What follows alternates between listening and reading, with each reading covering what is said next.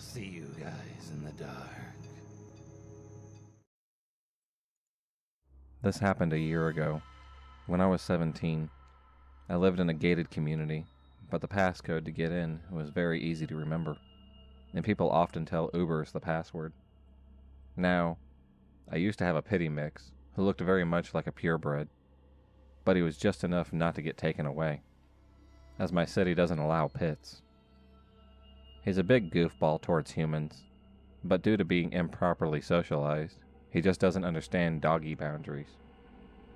And my cranky old man dog couldn't handle him, so we had to choose between the two, as they would get in near constant fights. We chose the old man, since he had been with us for 14 years. He deserved to live out the rest of his life with the people who raised him. Now, back to the story, with the context out of the way. My friend and I were both 17, and very young, looking for 17 at that. We had to take out the pity. My friend, Hugs, and I were walking down the street at night. And as we were walking, Hugs stopped entirely. This isn't unusual for him. He gets scared easily, and will refuse to go any direction but home. I didn't think too much of it, and tugged on the leash, until my friend got a hand on my arm and told me a car was coming.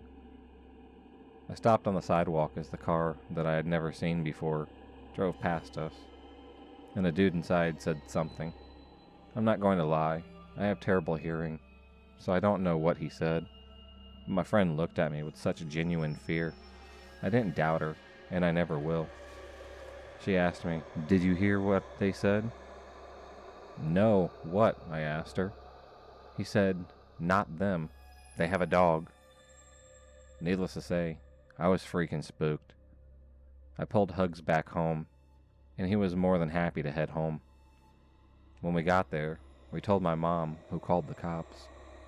Never saw the car again, or heard news of the men ever again. If you're from England, more notably around London, you may have heard of the Croydon cat killer. This arsehole lures cats towards him, and then brutally hurts them. They even removed the microchip and placed the body near the family home so that the shock level is much higher. I don't live in Croydon. I live in an area of southeast London called Bexley. I have 2 cats of my own.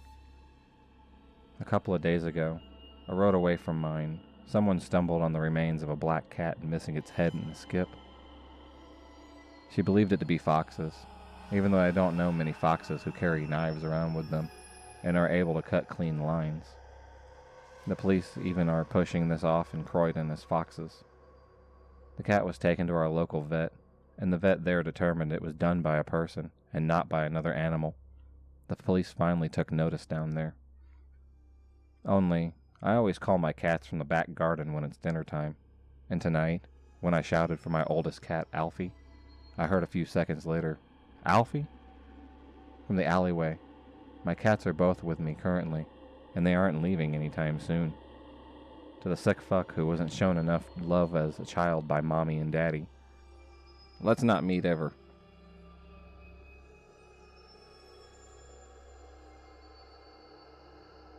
I met a girl at a barbecue who asked me to go on a walk with her. She proceeded to call herself a witch, pulled out a knife, and cut the hoof off of a deer. Tell me she wasn't going to kill me and chop me into pieces, and then told me her dog was happy to be eaten alive by coyotes. This was the first and only time I ever used my emergency code word with my mom. My dad was in a band, and some of his band members were in a country band that had a performance on 4th of July. It was taking place on a ranch-type area, near a highway. When I got there, I quickly realized that everyone there was either 20 years older than me or 10 years younger.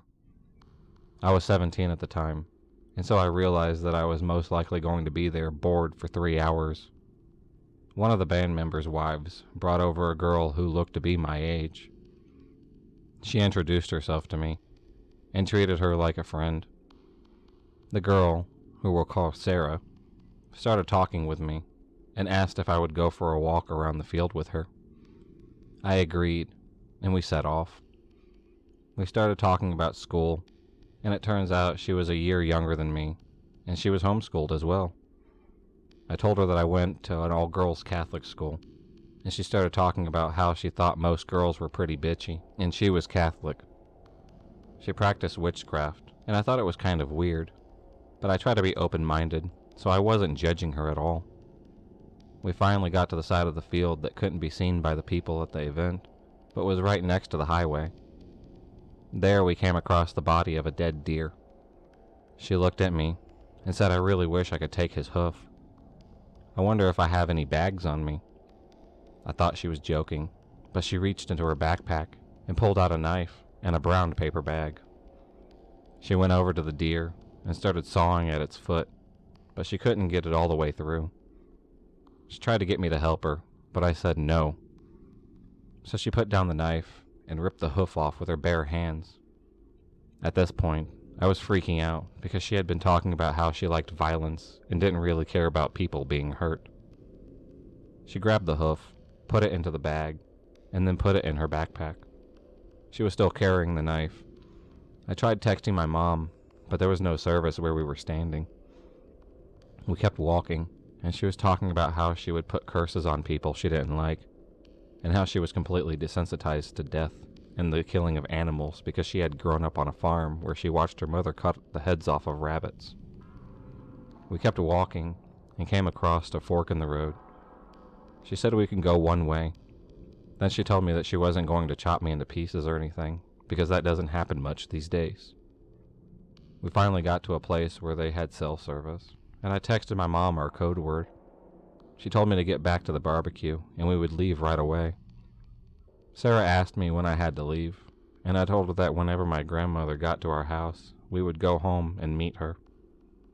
I mentioned something about her bringing her dog named Buddy, and Sarah got excited about the name. She said she had a dog named Buddy, who was set free in the wild, and he was then eaten alive by coyotes, and that was okay because he died happy. We finally got back to where everyone else was, and my mom said that she needed to go home.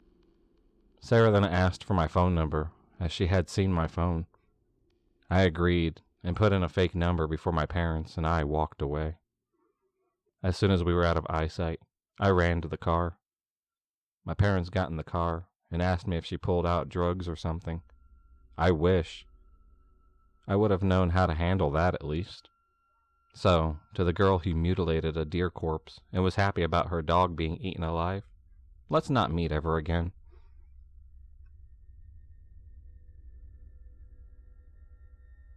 This just happened, so I'm shaken at the moment. But anyhow, I have a dog who I love taking out in the woods, where he can be off the leash. I recently heard about this new place from my uncle, so I went there. This first time happened about a week ago. The whole time I felt nervous. I was far from the city, alone with my dog, and I felt really uneasy. I actually wanted to run away at one point, but I told myself I was being an idiot and a coward, because I usually love walking in the woods. I usually feel really relaxed and calm. I walked around 40 minutes, and I normally walk for hours, but I just felt too scared. I walked back to my car and drove away.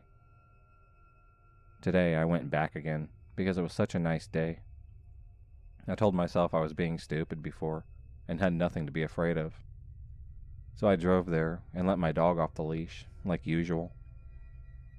I walked deeper into the woods, and noticed something hanging from the tree. It wasn't that high, so I went closer to see what it was. It was a dead raccoon.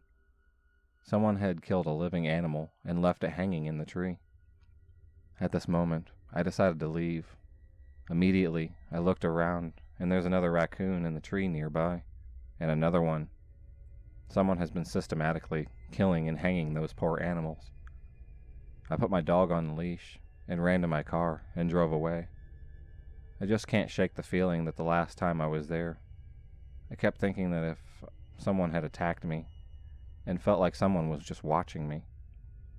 I never feel like that, so next time, I'll just trust my gut feeling.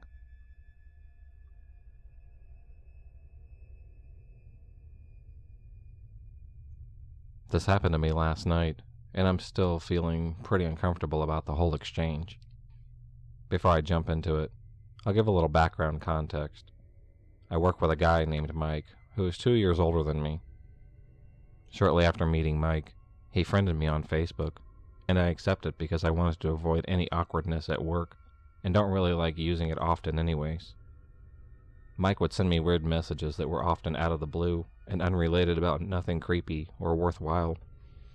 I figured he wanted an excuse to talk, so I did my best to give him the hint that I wasn't interested without being too rude by responding with one-word answers, days after, or not at all, and bringing up the fact that I have a boyfriend frequently whenever he spoke to me both in person and online. It hadn't been a huge problem up until this point, just more of a mild annoyance that I mostly didn't think about. I also started to realize from my experience with him at work that he may have an issue with social interactions, which led me to believe he was more mild than I had previously thought. He has a hard time picking up on sarcasm or body language, and usually starts conversations by bringing up the same topics over and over again. Most of our conversations in person involve him asking a series of questions that I answer out of politeness, followed by awkward silence I usually feel forced to end by asking, "You?" Anyways, last night I was working and he came to visit unprompted from a different floor later in the evening when most of the residents were already in bed. He started up the same way. "Have you seen any good movies lately? Do you like to drive fast? I've seen you speeding in your car after work. Do you drink? Do you go to the beach?" I was only half paying attention because I was doing paperwork and tried to make it pretty clear with my body language and repeated, "What?" Responses that I wasn't too interested in continuing his interrogation. But then he asks me, "Have you ever killed a hog?" I thought I heard him wrong, so I ask again, "What?" and turn to look at him, and he repeats, "Have you ever killed a hog?" I laughed a little awkwardly because it was unexpected and more than a little weird, and responded, "No?" To which he just stands there smiling, and because it's so awkward, eventually I stupidly ask, "Have you?" Mike laughs and simply says yes. This leaves me weirded out enough to ask, "Why?" To which he responds, "What do you mean, why?" Me, flabbergasted. "Why did you kill a hog, dude?" Mike laughs at me. Confused and desperate for context. "You just went out and killed a pig?" "No, it was for a function." I let out an uncomfortable laugh of relief, but before things can go back to normal, he hits me with, "Yeah, I was the one that got to kill it. I got to see it beg for its life before I cut its throat." At this, I'm completely shocked, creeped out, and a little worried that no one else is around right now, because I know him enough to know that he is not joking. "Why did you say it like that?" Mike laughs even though there is no humor in my response or voice, and repeats himself, "I watched it beg for its life before I slit its throat." I responded, "Dude, stop. Seriously." Mike just smiles, and I pointedly ignore him now as I text my boyfriend because I'm pretty thoroughly disturbed. It's quiet for a few moments before he said, "Yeah, it took a long time to bleed out too. Much longer than the chicken I hurt." I respond, "Mike, stop." And he says, "I thought you liked horror movies." I say as firmly as possible, "Yeah, I do, but this is definitely creepy, and you're making me very uncomfortable." Mike continues to linger, repeating one of those same creepy statements every once in a while, but now I am fully ignoring him since he repeatedly disrespected my request for him to stop after I told him I was uncomfortable. Finally he stops, and then again, out of the blue, "Do you have IG?" Even though I'm pissed, I'm more than a little relieved with the change of topic, and respond with a very rude and angry, "Yep." To which he says, "Oh, cool," and then he proceeds to go back to his floor. I wish that was the end of it, because as if I was not freaked out enough, 10 minutes later, the phone at the desk rings, and I, thinking it was a resident's family member as per usual, answer. But no, it's Mike calling from his floor, and he seriously asks me, "Do you want to go eat octopus later?" I'm completely done with this dude because I'm angry and respond, "No," to which he says, "Okay." How about pork then? I tell him a resident needs me, and I hang up. Busy relaying the story to my boyfriend over text, when finally my coworker on my floor for the night makes the appearance. We are sitting together, but I refrain from telling him what just happened, because he is a lot older, might think it's funny, or misunderstand, and is friendly with Mike. But the phone rings again 10 minutes later, and I ask my coworker to answer the phone this time. It's Mike again, and I can tell by the side of the conversation. I can hear that he was looking to speak with me again, and asks about the resident I said needed help. My coworker doesn't know about the problem, and jokingly tells him to come down and hang out with us. And before I can make any sort of gesture that says hell no, my coworker turns to me and says, "Mike wants to know your favorite type of wine so he can bring you some." This guy is relentless, I tell my coworker. I don't want any, and he relays the message before hanging up a few seconds later. The phone rings again before we leave, but this time, it thankfully isn't him. I'm a little worried about walking out to my car at this point, because I am super uncomfortable, and he has already made it clear that he knows which car I drive, so I called my friend to talk to me as I walk through the dark parking lot. But thankfully, Mike does not make an appearance, and I get home okay. Maybe it was an overreaction on my part, but the whole thing creeped me out, and I am honestly pretty worried about the next time I will have to work with him.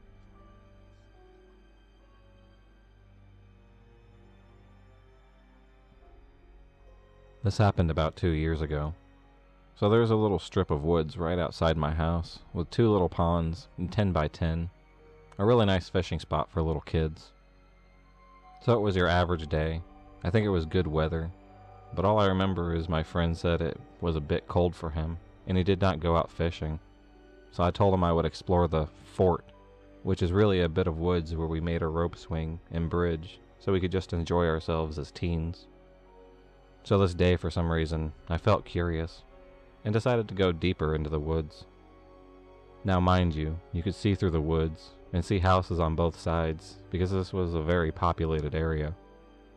I was walking through the woods, being all curious, looking at footprints on the ground, any cool sticks to keep, and that's what I found. I found footprints near a tree, called Death Tree, because someone had left a note engraved into the tree saying how they were going to end themselves. I noticed footprints on the bottom of a swampy tree base, and being an idiot, I followed them because I wanted to see what person would invade our fort. I was walking completely covered by trees, and noticed something man-made about 20 yards in front of me. I remember not having my glasses, so I walked closer, and remembering the smell, which makes me gag on the inside. It smelled so bad I thought someone passed away. I did not want to get any closer, but I knew in my mind I would regret not knowing what happened.